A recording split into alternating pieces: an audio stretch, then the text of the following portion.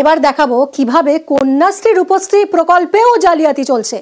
বীরভূমের নলহাটিতে জালিয়াতির অভিযোগ। কিভাবে হচ্ছে জালিয়াতি? না, 10,000 টাকা দিলেই অবিবাহিতা সার্টিফিকেট পেয়ে যাচ্ছেন আপনি।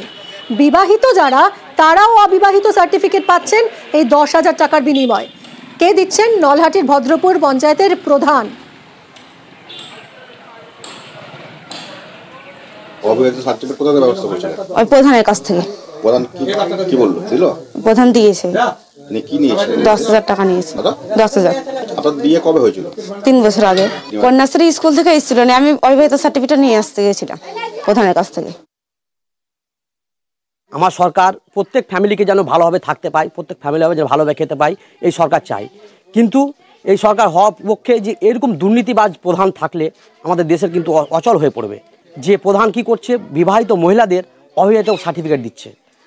সেটা কি করছে? 10,000 টাকার বিনিময়ে দিচ্ছে। বিডিও সাহেবকে জানিয়েছি, ডিএম সাহেবকে জানিয়েছি, ঠিক আছে, এসপি সাহেবকে জানিয়েছি। প্রয়োজনে আমরা নবান্ন পর্যন্ত হাজির হতে পারি, যাবো আমরা। কথা বলবো অক্ষয়, আমাদের প্রতিনিধির সঙ্গে। অক্ষয়, এই যে বিবাহিতদেরও অবিবাহিত সার্টিফিকেট ইস্যু করে দিচ্ছেন ভদ্রপুর পঞ্চায়েতের নলহাটির প্রধান, তিনি কি জানেন না যে তিনি কি মারাত্মক অপরাধ করছেন?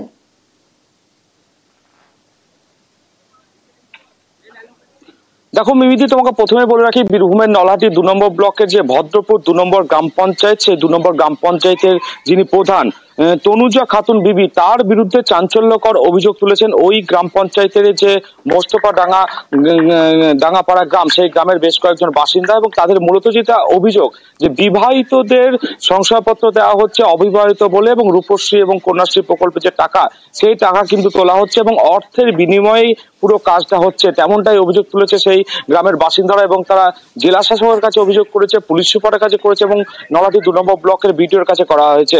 যদিও সেই অভিযুক্ত গ্রাম পঞ্চায়েতের প্রধান তিনি যেটা দাবি করেছেন যে সমস্ত অভিযোগ কিন্তু মিথ্যা অভিযোগ করা হয়েছে, তবে গ্রামবাসীদের দাবি যে অর্থের বিনিময়ে কিন্তু শংসাপত্র দেওয়া হচ্ছে এবং এটা দীর্ঘদিন থেকে চলছে। যদিও নলহাটি 2 নম্বর ব্লকের বিডিও তিনি আশ্বাস দিয়েছেন সমস্ত ঘটনার তদন্ত হবে এবং সত্যিকার যদি প্রমাণিত হয় সে বিষয়ে আইনত পদক্ষেপ গ্রহণ করা হবে। ধন্যবাদ অক্ষয়। যদিও সব অভিযোগ অস্বীকার করছেন পঞ্চায়েতের প্রধান এবং সভাপতি। ব্যক্তিভাবে আমাকে ফাঁসানোর চেষ্টা করছে, এইসব কাজে আমি জড়িত নই। কোনো প্রমাণ নাই, কোনো লিখিত অভিযোগ তৃণমূলের বিরুদ্ধে প্রমাণ করে ওরা দেখাবার ক্ষমতা নাই। কত লিখিত অভিযোগ কত রকম দিচ্ছে, ওদের তো কাজটাই এইটা। কিন্তু তৃণমূল কোনো খারাপ কাজের সঙ্গে জড়িত থাকে না। তৃণমূল যদি খারাপ কাজের সঙ্গে জড়িত থাকতো তাহলে মানুষ পাশে থাকতো না।